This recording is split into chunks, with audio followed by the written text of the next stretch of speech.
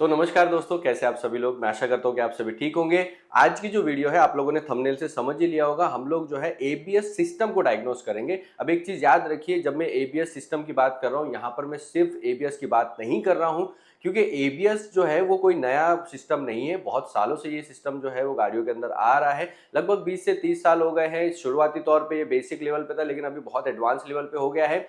रोजमर्रा पे एक टेक्नीशियन जो है ना एबीएस के काम करते भी रहते हैं, लेकिन उसके बावजूद भी ये सारी लाइट जब आ जाती है तो बहुत सारा कंफ्यूजन होता है। इनका मतलब क्या होता है, किस तरीके से ये डायरेक्टली एबीएस के साथ में जुड़े हुए होते हैं, इनमें क्या क्या प्रॉब्लम आती है, ये सब आज जो है इस वीडियो में हम लोग समझने वाले हैं। आप लोगों को क्या करना है, वीडियो में आप लोगों को आखिरी तक बने रहना है। स्कैनकास्ट आपको मौका दे रहे हैं एक प्रोफेशनल स्कैनर जीतने का, यानी कि हम आपको फ्री आपके घर तक पहुंचाएंगे। इसके बारे में और ज्यादा जानकारी जो है मैं आगे वीडियो में आप लोगों को बताऊंगा। चैनल को सब्सक्राइब करना मत भूलिए, क्योंकि चैनल को जब आप सब्सक्राइब करते हो तो इससे हमारा बहुत ज्यादा हौसला बढ़ता है दोस्तों, और ऐसी ही वीडियो जो है वो हम आप तक लेकर आते रहते हैं।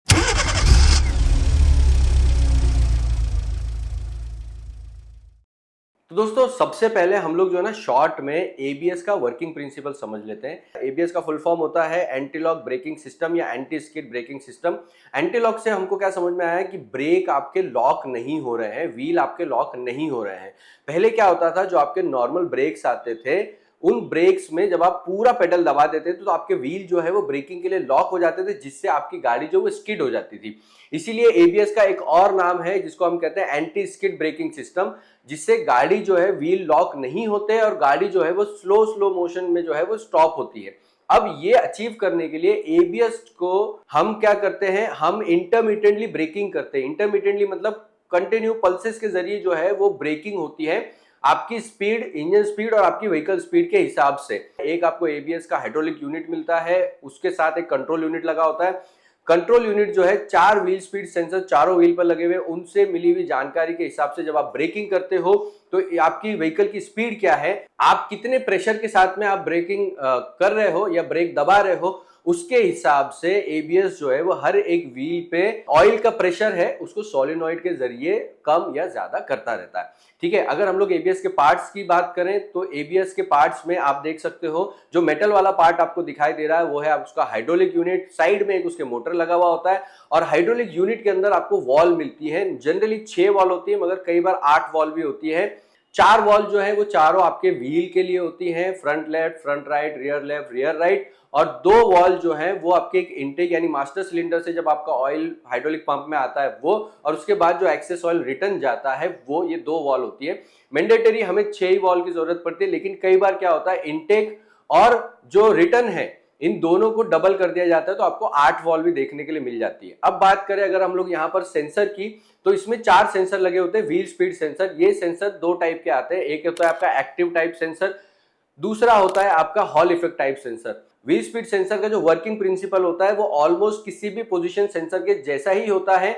आपके या तो ब्रेक डिस्क के ऊपर, आपके ब्रेक असेंबली पे कहीं पे ट्रिगर व्हील या फिर ट्रिगर निशान होते हैं, मार्किंग होती है, जिसके जरिए आपका जो सेंसर है वो सिग्नल जनरेट करता है और इस एबीएस तक भेजता है। और यही वर्किंग प्रिंसिपल जो है एबीएस का कंप्लीट है। ये हो गया डायरेक्ट इनपुट। डायरेक्ट इनपुट में सिर्फ 4 सेंसर ही जरूरी होते हैं एबीएस को काम करने के लिए, लेकिन उसके बाद में कुछ इनडायरेक्ट इनपुट भी होते हैं, जैसे कि इंजन की स्पीड बहुत ज्यादा जरूरी होती है। ये सारी जो इन्फॉर्मेशन है जो इनडायरेक्ट आती है वो सारी कैनवस के जरिए एबीएस को मिलती रहती है।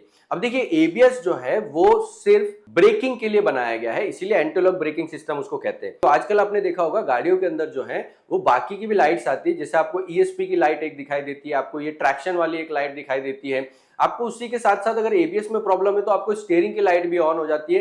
तो ऐसे क्यों होता है उसको अब थोड़ा सा हम लोग जो है समझ लेते हैं। सबसे पहली बात ये कि एबीएस जो है वो एक सेफ्टी फीचर है कार का, यानी कि ब्रेकिंग को जब हम लोग इंटरमिटेंटली लॉक, व्हील को पूरी तरह लॉक ना करते हुए हम लोग उसको धीरे धीरे करके जब लॉक करके स्टॉप करते हैं तो उससे बहुत ज्यादा सेफ हो जाती है कार, और ब्रेकिंग जो है वो बहुत ज्यादा सेफ हो जाती है। ठीक है, लेकिन कार की ब्रेकिंग में और भी कुछ प्रॉब्लम्स होती है। एग्जांपल के तौर पे मैं आपको बताता हूं, जैसे कि आप अगर शार्प टर्न ले रहे हो तो आपको स्टेबिलिटी की प्रॉब्लम्स आती है। अगर आप कहीं पे ऑयल गिरा हुआ है या फिर आप आइस सरफेस पे गाड़ी चला रहे हो या आप रेत में गाड़ी चला रहे हो तो आपको ट्रैक्शन की प्रॉब्लम आती है। एक फीचर जो है वो ब्रेकिंग के जरिए ही अचीव किया जाता है, वो होता है हिल होल्ड। यहाँ पे लाइट के जरिए आप देख सकते हो, आपने डैशबोर्ड पे देखा होगा। हिल होल्ड में क्या होता है, अगर आपकी गाड़ी इंक्लाइन में है, यानी आप समझ लीजिए किसी घाट पर चढ़ रहे हो और किसी वजह से आपको गाड़ी वहां पर ब्रेक करना पड़ता है, तो ब्रेक करने के बाद जब आप ब्रेक छोड़ेंगे और एक्सीलरेटर तक जाएंगे, उतने समय के लिए जो है आपकी व्हील को जो है लॉक करके रखता है, उसे कहते हैं हिल होल्ड असिस्ट। ठीक है, जिसमें हमें यह डर नहीं है कि गाड़ी पीछे आएगी। तो ये जो तीन और एडिशनल फंक्शन जो है इसके साथ जुड़ जाते हैं, उस वो कैसे अचीव किया जाता है उसको समझ लेते हैं। सबसे पहले हम लोग समझते हैं ईएसपी को। ईएसपी का फुल फॉर्म होता है इलेक्ट्रॉनिक स्टेबिलिटी प्रोग्राम, यानी कि आप जब गाड़ी को शार्प टर्न लेते हो और अब उस पॉइंट पे अगर आपको कहीं पे भी ब्रेकिंग करना पड़ता है, तो आपका जो इनर्शिया है वो आपके शार्प टर्न की तरफ होता है, जिससे गाड़ी जो है टकराने के चांसेस ज्यादा होते हैं, रोल ओवर के भी चांसेस बढ़ जाते हैं। ऐसे में ईएसपी जो है वो ये डिटेक्ट करता है कि आपका स्टीयरिंग का एंगल कितना है, गाड़ी की स्पीड कितनी है, उसके हिसाब से वो इंटरमिटेंट व्हील की ब्रेकिंग करता है। यानी कि अगर आप राइट की तरफ शार्प टर्न ले रहे हो तो वो सबसे पहले क्या करेगा, चारों व्हील पे ब्रेकिंग नहीं करेगा, वो लेफ्ट में फ्रंट लेफ्ट का जो व्हील है उसको ब्रेक करेगा, और फिर उसके बाद जब आप सीधा करने के लिए जाओगे, जब आप स्टीयरिंग को सीधा करोगे तो स्टीयरिंग से मिले हुए एंगल के जरिए वो रियर लेफ्ट का व्हील को लॉक कर देगा, जिससे ब्रेकिंग उसके अंदर चालू होगी, जिससे क्या होगा, गाड़ी की जो आपकी स्टेबिलिटी है वो एकदम परफेक्ट हो जाएगी और गाड़ी आपको पता भी नहीं चलेगा कि मैंने इतने शार्प टर्न में मुझे रोल ओवर या फिर मुझे फील क्यों नहीं हुआ, स्टेबिलिटी के कारण। अब स्टेबिलिटी जो है, लोगों को ऐसा लगता है कि ईएसपी जो है उसके लिए कोई अलग कंट्रोल मॉड्यूल लगा होगा, ऐसा नहीं होता है।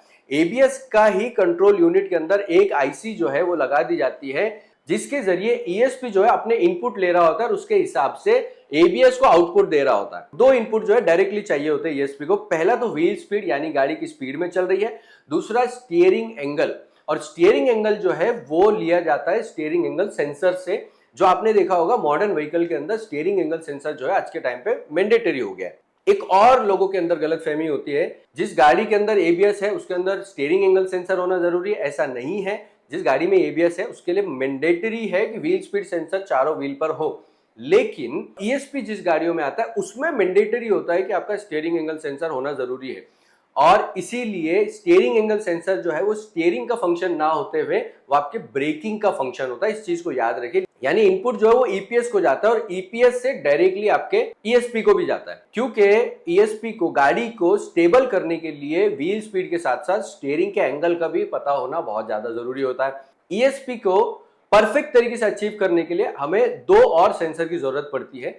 एक होता है लैटरल एंड लॉन्जिट्यूडनल सेंसर, साथ के साथ योर एड सेंसर। लैटरल और लॉन्जिट्यूडनल सेंसर हमें यह बताता है कि गाड़ी जो है वो किस दिशा में मुड़ रही है। ईएसपी को ये इनपुट मिलता है जिसके जरिए वो ब्रेकिंग जो है वो ये कर सकता है। दूसरी चीज जो योर एड सेंसर होता है वो ईएसपी को ये बताता है कि गाड़ी के रोल ओवर होने के कितने चांसेस है, जिससे कि वो उसी इंटेंसिटी के साथ में ब्रेकिंग करे। ये तीन सेंसर जो है वो मैंडेटरी होते हैं ईएसपी को चलाने के लिए। अब एक चीज मैं आपको बताता हूं, जब मैं मैंडेटरी की बात कर रहा हूं तो प्रीमियम व्हीकल्स में ये कंपलसरी आते ही आते हैं तीन सेंसर, लेकिन जो फीचर बहुत ही लो कॉस्ट की गाड़ियों में ये फीचर आते हैं उनके अंदर सिर्फ स्टीयरिंग एंगल सेंसर होता है। मैक्सिमम टाइम उसके अंदर लैटरल या लॉन्जिट्यूडनल एक्सेलरेटर सेंसर या फिर योर एड सेंसर उसके अंदर नहीं होता है। हमारा तीसरा एक फंक्शन जो है एबीएस हो गया, ईएसपी हो गया, तीसरा फंक्शन होता है traction control system. Traction control use किया जाता है उन सरफेसेस पे जहां पर गाड़ी के जो व्हील है वो ओवर स्पिन होते हैं। अब ट्रैक्शन का बहुत सिंपल फंक्शन होता है, आपने देखा होगा कि पहले जब गाड़ियों के अंदर ट्रैक्शन कंट्रोल सिस्टम नहीं आता था उस टाइम पे हम लोग क्या करते थे, अगर कभी गाड़ी आपकी कीचड़ में फंस जाए या रेत में फंस जाए तो हम उसके नीचे उस व्हील को लॉक करने के लिए या तो किसी तरीके का पत्थर लगाते थे या फिर किसी लकड़ी का टुकड़ा लगाते थे, जिससे कि वो व्हील ओवर स्पिन ना हो और बाकी के व्हील जो है वो स्पिन होकर आगे जा सके। इसी प्रिंसिपल के ऊपर जो है ट्रैक्शन कंट्रोल सिस्टम काम करता है। ट्रैक्शन कंट्रोल सिस्टम जो है वो व्हील स्पीड के जरिए ये पता लगाता है कि कौन सा व्हील जो है वो ओवर स्पिन हो रहा है, इसका मतलब कि किसी व्हील में ट्रैक्शन नहीं मिल रहा है। ऐसे में जो भी व्हील ओवर स्पिन होगा उसको लॉक कर दिया जाएगा एबीएस द्वारा। वो एक बार लॉक हो गया, बाकी के तीन व्हील जो आपके काम कर रहे हैं, इसलिए गाड़ी जो है वो आराम से आपकी निकल जाती है। इसीलिए आप आज के टाइम पे देखोगे कि ज्यादातर टाइम गाड़ियां जो है जिनके अंदर ट्रैक्शन कंट्रोल बहुत बढ़िया होता है वो कीचड़ में या अनइवन सरफेसेस पे उनके ओवर स्पिन करने का या गाड़ी जो है वो फंसने की जो प्रॉब्लम है वो नहीं आती है। ठीक है, अब जब हम लोग ट्रैक्शन कंट्रोल सिस्टम की बात कर रहे हैं, कोई एक्स्ट्रा सेंसर की हमें जरूरत नहीं है। हमें जो ईएसपी के सेंसर हैं और जो एबीएस के सेंसर है, उन्हीं के बेस पे सिर्फ आपका ट्रैक्शन जो है उसकी प्रोग्रामिंग हो जाती है। और वो प्रोग्रामिंग क्योंकि आउटपुट देखिए, भले ईएसपी इनपुट ले रहा है, आपका जो ट्रैक्शन है वो इनपुट ले रहा है, मगर जो आउटपुट है वो एबीएस के पंप के जरिए ही हो रहा है। यानी जो ब्रेकिंग हो रही है, चाहे वो इंटरमिटेंट हो या परमानेंट हो, वो हो रही है आपके एबीएस के पंप के द्वारा ही। इसीलिए अलग से कोई भी सिस्टम हमें लगाने की जरूरत नहीं पड़ती है ट्रैक्शन कंट्रोल के मामले में। इसके बाद में ये जो तीसरा फंक्शन था, इसके बाद आता है hill hold assist. Hill hold assist जो है वो समझ लीजिए एक तरीके का फंक्शन है। और हिल होल्ड असिस्ट करने के लिए हमें कंपलसरी गाड़ी के अंदर लैटरल एंड लॉन्जिट्यूडनल सेंसर की जरूरत पड़ती है और साथ के साथ यॉ रेट सेंसर की जरूरत पड़ती है। अगर ये तीन सेंसर नहीं है, हिल होल्ड का जो फंक्शन है वो काम नहीं कर पाएगा। कुछ मामलों में सिर्फ यॉ रेट सेंसर से भी काम चल जाता है, लेकिन जिस तरीके से नई गाड़ियों में मैं आजकल देख रहा हूं, उसके अंदर लैटरल और लॉन्जिट्यूडनल सेंसर भी जो है वो एक तरीके से स्टैंडर्ड बना दिया गया है। अब यॉ रेट सेंसर क्या होता है और लॉन्जिट्यूडनल सेंसर क्या होता है, इनके बारे में ज्यादा जानकारी के लिए आप लोग जो है इनरोल कर सकते हो मेरे ट्रेनिंग प्रोग्राम में, जो है automotive electronic repair and vehicle diagnosis, जहां पर हर एक सब्जेक्ट के ऊपर जो है मैं बहुत लंबी क्लास लेता हूं, जिसमें सब्जेक्ट मैटर समझाने से लेकर उसमें आने वाली प्रॉब्लम और उसे कैसे सॉल्व किया जाएगा, डीटीसी ट्रबल शूटिंग, आपके डायरेक्ट इनपुट क्या होते हैं, इनडायरेक्ट इनपुट क्या होता है, इन सब की डिटेल जो है वो कोर्स के अंदर मिलता है। देखिए, अब मैं एबीएस को जब आपको एक्सप्लेन कर रहा हूं तो ये 15 से 20 मिनट का सब्जेक्ट सिर्फ आपके बेसिक फंडामेंटल को समझाने में मुझे लग जाता है, लेकिन एबीएस की मेरी 6 से 8 घंटे की क्लास चलती है। ऐसे ही हर एक सब्जेक्ट मैटर के ऊपर 6 से 8 घंटे की जो है वो क्लास होती है, जिसके बाद आप अगर ये क्लास ले लेते हो तो आप एक परफेक्ट टेक्नीशियन बन जाते हो। और जैसे कि मैंने वीडियो की शुरुआत में बोला था, हम आपको मौका दे रहे हैं जीतने का कार स्कैनर, और कार स्कैनर जीत सकते हो अगर आप हमारी ट्रेनिंग में इनरोल करते हो। हमारी ट्रेनिंग में चाहे वो ऑटोमोटिव इलेक्ट्रॉनिक रिपेयर या व्हीकल डायग्नोसिस हो, या फिर ईसीएम रिपेयरिंग एंड रीप्रोग्रामिंग की कोडिंग, या जितने भी मेरे प्रीमियम कोर्स चलते हैं, उन सब में हम चला रहे हैं कॉन्टेस्ट, जिसमें 5 नवंबर को हमारा रिजल्ट निकलेगा। कॉन्टेस्ट जो है वो 31 अक्टूबर तक ये रहेगा। आप में से जो भी लोग इसमें इनरोल करेंगे, टॉप 3 लोगों को मौका मिलेगा इनाम जीतने का, जिसमें पहला जो इनाम है वो है कार स्कैनर, जिसकी कॉस्टिंग जो है 75,000 रुपीज है। सेकंड पे भी कार स्कैनर है, थिंक कार का रीडर, जो 35,000 रुपीज मार्केट प्राइस पे आता है।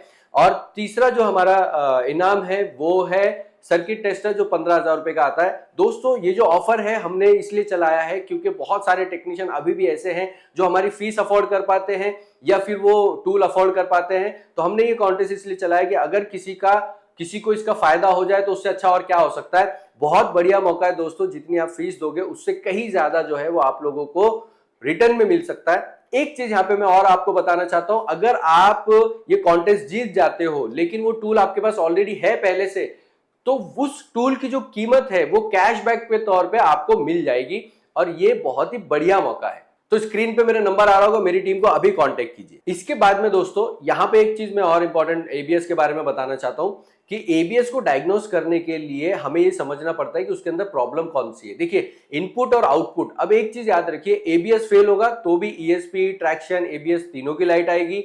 आपका ईएसपी फेल होगा तो एबीएस, ट्रैक्शन, ईएसपी तीनों की लाइट आएगी। अगर आपका ट्रैक्शन फेल हो गया तो भी ये तीनों की लाइट आएगी। उसका रीजन क्या है? कंट्रोल यूनिट कॉमन होता है, एक फंक्शन बंद होते ही बाकी के सारे फंक्शन भी बंद हो जाते हैं। लेकिन क्या इससे आपकी ब्रेकिंग पे कोई फर्क पड़ता है? बिल्कुल भी फर्क नहीं पड़ता है, क्योंकि जैसे ही एबीएस अपना काम करना बंद करता है तो हमारा जो एबीएस का पंप है वो नॉर्मल तरीके से काम करने लग जाता है। यानी कि अब आप जब ब्रेकिंग करोगे तो व्हील जो है वो लॉक होना शुरू हो जाएंगे, लेकिन ब्रेकिंग आपकी बंद नहीं होगी। तो ब्रेकिंग कब बंद होती है? अब एक चीज याद रखिए, अगर आपका पंप बिल्कुल भी काम नहीं कर रहा है तो उस केस में आपका एक इंडिकेशन मैं आपको बताता हूं। कंट्रोल मॉड्यूल अगर खराब हो गया और पंप आपका काम नहीं कर रहा तो उसका एक क्लियर इंडिकेशन होता है कि जब आप ब्रेकिंग करोगे तो उस टाइम पे आपका जो पेडल है या तो पूरी तरीके से हार्ड होगा, यानी ब्रेकिंग होगी ही नहीं, या फिर वो पूरा नीचे दब जाएगा। ठीक है, अब इसमें क्या होता है, ये दोनों केस में पंप के या कंट्रोल मॉड्यूल के खराब होने की जो चांसेस है वो बहुत ज्यादा हो जाते हैं।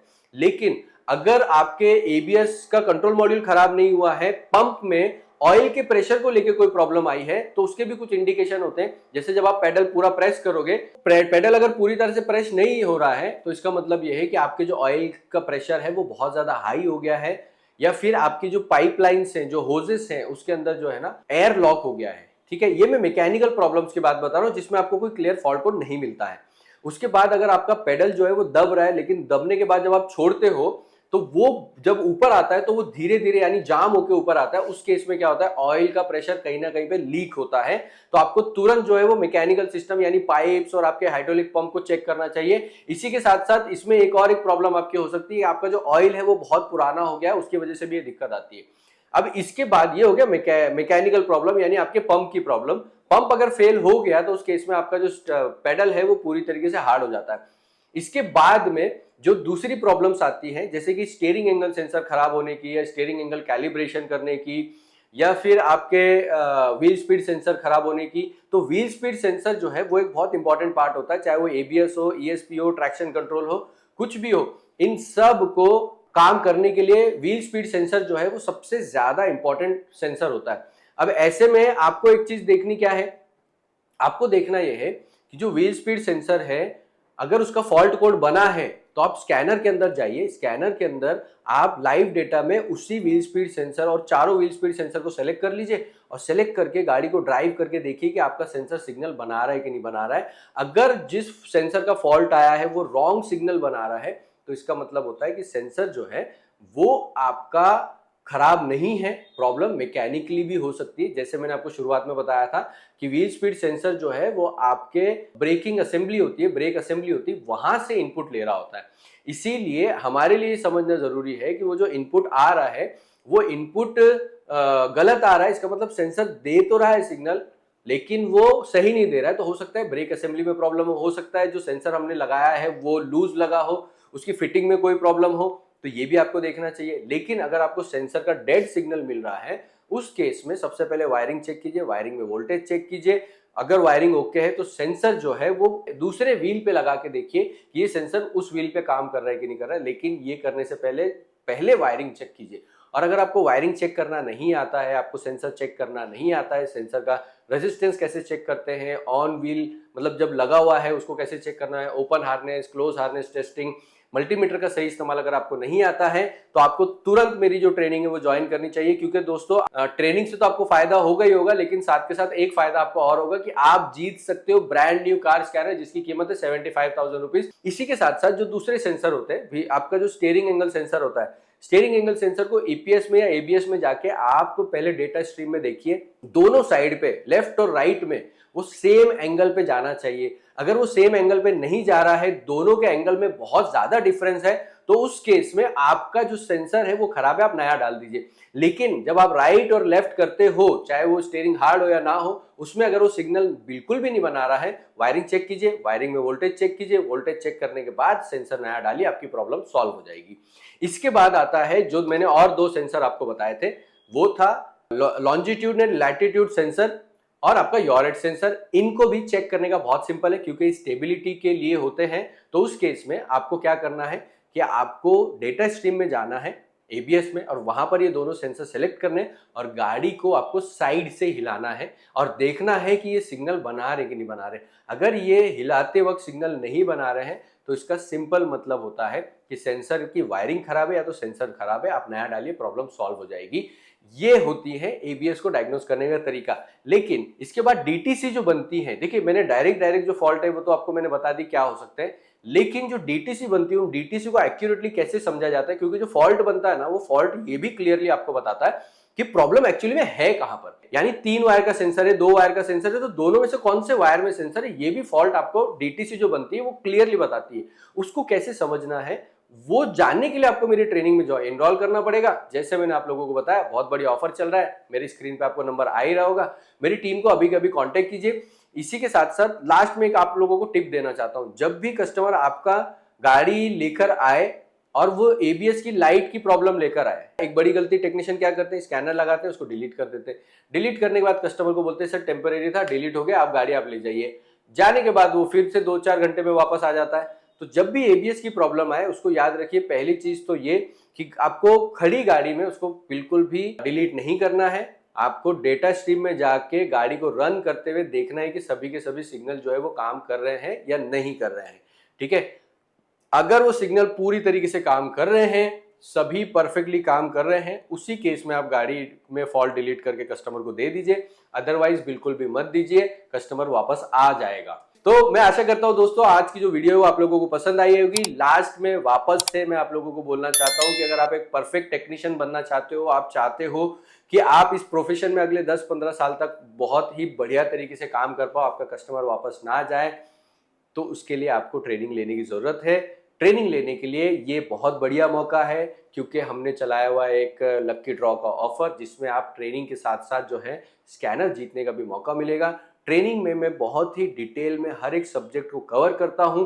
आप लोग ऑफलाइन में हमारे ट्रेनिंग सेंटर मुंबई में आना चाहते हो तो वहां पे भी सेम ऑफर है। ECM repairing, reprogramming and coding plus vehicle diagnosis की हमारी 1 महीने की ट्रेनिंग होती है। मुंबई में हमारा ट्रेनिंग सेंटर है। ये जो ट्रेनिंग है यहाँ पे हम लोग हैंड्स ऑन प्रैक्टिकल बेस पे ट्रेनिंग प्रोवाइड करते हैं, जहां पे सारे हमारे जो स्टूडेंट्स होते हैं वो परफेक्टली हर एक सब्जेक्ट को तब तक सीखते हैं जब तक उनको पूरी तरीके से समझ में आ नहीं जाता है। और शायद यही एक वजह जो है दोस्तों, जो कि हमारा रिजल्ट जो है वो बहुत ही बढ़िया है। तो अगर आप लोग ज्वाइन करना चाहते हो तो अक्टूबर, नवंबर, दिसंबर की बैचेस जो हैं उसके लिए हमने एडमिशन शुरू किए हुए हैं। हमारी अक्टूबर की ऑलरेडी आधे से ज्यादा जो सीट है वो भर चुकी है। अक्टूबर, नवंबर, दिसंबर तीनों में अगर आप आते हो तो आपको मौका मिलेगा स्कैनर जीतने का। यहां पर सिंपली आपको क्या करना होगा, बाद में जब एग्जाम होता है उस एग्जाम में आपको टॉप करना होगा। अगर आप टॉप करते हो तो आपको मिलेगा हमारी तरफ से एक ब्रांड न्यू स्कैनर, या फिर अगर आपके पास स्कैनर ऑलरेडी है तो उसका आप कैशबैक ले सकते। बहुत बढ़िया मौका है दोस्तों, मेरी टीम को अभी कांटेक्ट कीजिए, क्योंकि हमने बहुत ही लिमिटेड सीट्स रखे हुए हैं। अगर आप चाहते हो कि मैं इनरोल कर लूं नवंबर या दिसंबर की बैच के लिए, तो आप 31 अक्टूबर से पहले जो है ना एडमिशन आपको लेना पड़ेगा। ज्यादा जानकारी के लिए आप मेरी टीम को कांटेक्ट जरूर कीजिए, वो आपको और डिटेल में एक्सप्लेन करेंगे, क्योंकि टॉप 3 लोगों को जो है वो गिफ्ट मिलने वाले हैं। मैं आशा करता हूं कि आज की जो वीडियो आप लोगों को पसंद आई होगी। अगर आपको वीडियो पसंद आई है दोस्तों तो चैनल को जो है ना सब्सक्राइब कर दो और बेल आइकन को दबा दो, क्योंकि जब आप चैनल सब्सक्राइब करते हो ये आप लोगों के लिए तो फ्री होता है, लेकिन हमारे लिए जो है ना बहुत ज्यादा मोटिवेशन का काम करता है। और हम कोशिश करते हैं किसी तरीके से इंफॉर्मेटिव वीडियो हमारे टेक्नीशियन भाइयों तक लेकर आते रहे, जिससे हमारे टेक्नीशियन भाई जो है वो घर बैठे बैठे अपने स्किल को ग्रो कर सके। तो थैंक यू सो मच। जय हिंद।